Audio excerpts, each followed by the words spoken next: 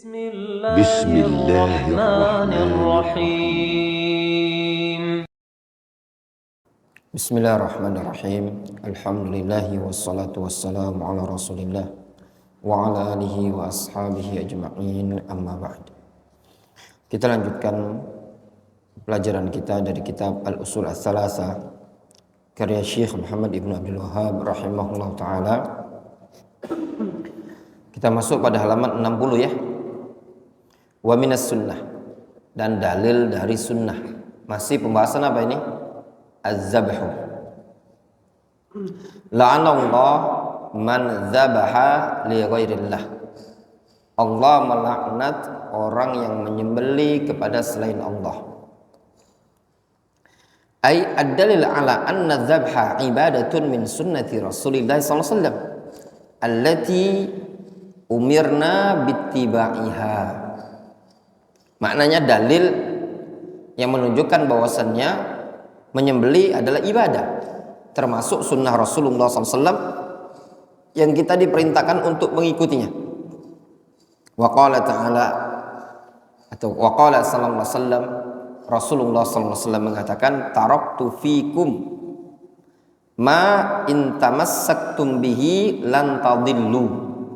Kata Rasul, aku tinggalkan pada kalian itu ma in tamassaktum bihi, sesuatu yang kalau kalian berpegang teguh dengannya, lan tadillu, kalian tidak akan tersesat. Kitabullah wa sunnati, Al-Quran dan sunnahku. Wa qala alaikum bi sunnati, juga disebutkan dalam hadis alaikum bi sunnati. Wa qala taraktukum alal mahajjatil bayda lailuha kanahariha la yazighu anha ba'di illa halik. Aku tinggalkan kalian alal mahajjatil bayda, di atas al mahajjah al bayda, di atas jalan yang putih, cahaya yang putih, malamnya bagaikan siang. La yazighu anha ba'di illa halik, tidaklah menyimpang dari mahajjatil bayda tersebut umat yang setelahku illa halik, melainkan pasti dia akan binasa. Jelas?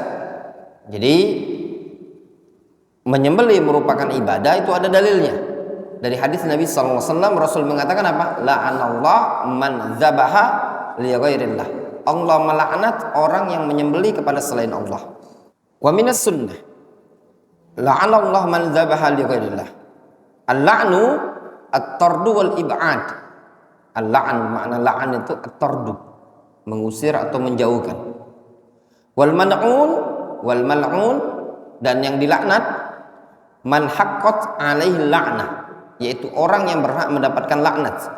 Au du'iya biha alaihi, atau orang yang didoakan untuk mendapatkan laknat. Sehingga sabda Rasul mengatakan la'anallah itu punya dua makna. Makna pertama khobar, Allah melaknat orang yang menyembelih kepada selain Allah. Atau makna kedua, doa untuk orang yang menyembelih kepada selain Allah. Faham? Jadi ada dua makna. Makna pertama khobar, Rasul mengkhobarkan orang yang menyembelih kepada selain Allah dapat laknat. Atau makna kedua, Rasul mendoakan orang yang ingin menyembelih atau akan menyembelih kepada selain Allah Azza wa Jalla. Maka terkala ada orang yang menyembelih untuk selain Allah, maka didoakan oleh Nabi SAW dengan doa laknat. Itu dua-duanya diperbolehkan, makna itu tadi. Jelas? Makanya kata Syekh Abdurrahman Ibnu Qasim, man haqqat alaihi la'nah. Itu makna yang pertama. Rasul memberitakan orang yang berhak dapat laknat. Siapa yang berhak dapat laknat? Orang yang menyembelih kepada selain Allah, atau didoakan mendapatkan laknat bagi orang yang menyembelih kepada selain Allah. Wal la'nu minal khalqi as-sab. Makna la'an dari makhluk itu maknanya as-sab, celaan. Ketika antum mengatakan al-anu fulanan, aku melaknat si fulan, maknanya apa? Aku mencela si fulan. Ketika antum mengatakan la'ana Rasulullah SAW syaribal khamri. Rasul melaknat orang yang minum khamr. Atau la'ana Rasulullah SAW akilar riba. Rasul melaknat orang yang makan harta riba. Itu maknanya apa? Rasul mencela, mencaci orang yang makan harta riba. Namun ketika la'anallah, itu maknanya Allah menjauhkan orang tersebut dari rahmatnya. Wa qala Syekhul Islam, siapa Syekhul Islam di sini? Ibnu Taimiyah. Innallaha yal'an man istahaqqal la'na bil qaul. Allah melaknat orang yang layak untuk mendapatkan laknat bil qaul, dengan ucapan. Kama yusalli ala man istahaqqa as-salah min ibadi, sebagaimana Allah berselawat kepada orang yang berhak mendapatkan selawat dari kalangan hambanya. Wa qal, dan Rasul mengatakan, wa ma zabaha li ghairillahi mislu ayyaqul hadhihi dzabihatu dikaza. Dan Ibnu Taimiyah rahimahullah taala mengatakan, ya kata Ibnu Taimiyah, masih kalamnya Ibnu Taimiyah ya. Wa qal wa ma dzubiha li ghairillahi misal ayyaqul hadhihi dzabihatu likaza. Hadhihi dzabihatun likaza. Sesuatu yang disembelih untuk selain Allah seperti seseorang mengucapkan gini, ini sembelihan untuk ini. Ini sembelihan untuk Puyang, ini sembelihan untuk Nyi Roro Kidul, ini sembelihan untuk apa? Mak Lampir. Ya. Ini dedemit. Nah, ini namanya sembelihan untuk selain Allah. Wa tahrimu azhar min tahrim ma dzubiha lil lahmi. Keharamannya lebih zahir, lebih nampak dibandingkan keharaman sesuatu yang disembelih untuk daging saja. Ada orang menyembelih, dia menyebut selain Allah, tapi niatnya untuk ngambil daging. Wa qala fi, misalkan bismil masih au nahwihi, dengan menyebut nama Isa atau yang semisalnya. Contoh misalkan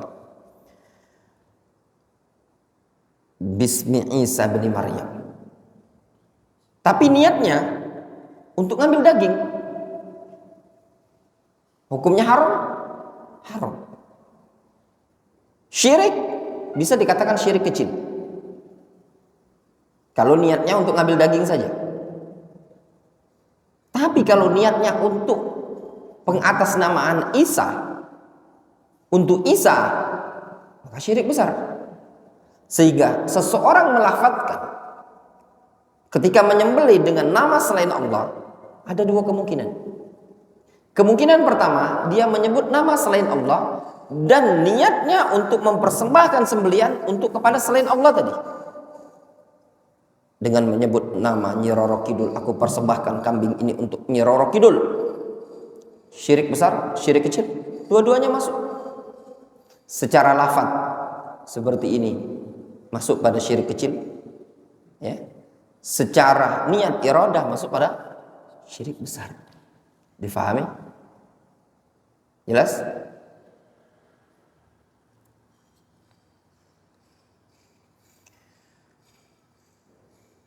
Wa idza haruma, apabila haram, fali an yuharrima maqil fihi li ajlil masih au qasada bihi aula. Apabila nyembelih dengan nyebut Isa itu dikatakan haram. Kenapa haram? Fali anna fi fali ayyahrum maqila fi, dikarenakan dia haram dengan sebab apa yang diucapkan pada hewan tadi. Iya enggak? Ada orang bilang bis dengan menyebut nama Isa. Haram enggak? Haram. Iya enggak? Nah, tapi karena untuk siapa? Untuk Allah Subhanahu wa taala. Nah, kalau menyebut nama Isa saja itu diharamkan, ya, maka sesuatu yang diperuntukkan li ajlil Isa au qasada bi aula, Difahami? Tatkala penyebutan nama saja Isa dikatakan haram, maka sesuatu sembelihan yang tujuannya untuk min ajlil Isa lebih layak dikatakan haram. Faham Muhammad? Ya, nyambung? Ini ada kambing. Orang menyembelih dengan menyebut nama Roro Kidul, dengan menyebut nama Rasulullah, Bismika Muhammadun, Bismika ya Muhammad, Bismika ya Muhammad, Allahu Akbar. Boleh apa tidak? Tidak boleh. Haram? Haram. Syirik? Mungkin saja syirik kecil karena pelafatannya salah. Tapi kalau seandainya dia menyembelih atas nama, nyebut nama Rasul, Bismika ya Muhammad, dan niatnya untuk mempersembahkan sembelian kepada Rasul, jatuh pada syirik besar.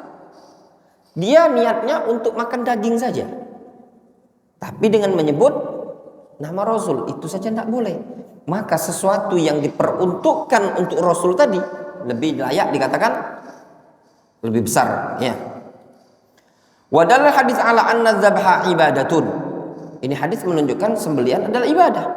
Li anna Allah la'ana man sarafahu li ghairihi. Karena Allah melaknat orang yang memalingkannya kepada selain Allah. Wal ibadatu kulluha mukhtasatun billah. Ibadah seluruhnya memang dikhususkan untuk Allah. Fa idza sarafaha ahadun li ghairillah bi an dzabaha lil asnam aw lil qubur al ma'bud min dunillahi iltimasan li syafaati arbabiha aw liz zairan al zahra aw li qudumi sultan aw nahwi dzalika fa huwa musyrikun kafir. Apabila sembelihan tersebut dipalingkan kepada kepada selain Allah Azza wa Jalla, dia menyembelih untuk berhala, untuk kuburan yang disembah dari selain Allah dalam rangka mencari syafaat pemilik kuburan, atau lizairan atau lizahra. Ini wallah mungkin nama-nama keramat yang ada di zaman itu, ya. Auli qudumi sultan, atau dia menyembelih karena menyambut kedatangan penguasa. Nanti kalau enggak disembelih, penguasanya marah. Atau yang semisal itu, maka itu digolongkan syirik besar. Difahami? Kalau tidak disembelih kan nanti dia marah. Saya mau datang ke kampung ini. Wah, ini kalau tidak disiapkan sembelihan ketika kedatangan dia, nanti ngamuk-ngamuk dia. Nah, tapi kalau ada pemerintah mau datang, wah kita jamu ini, makan kambing, disembelihkan kambing, boleh apa enggak? Boleh saja menjamu tamu. Tapi kalau menyembelih dalam rangka menyambut kedatangan tersebut, ya, menghormati dia, mengagungkan dia, itu tidak diperbolehkan. Wallahu ta'ala shawab. Naktafi bihadzal qadar. Jelas? Ya.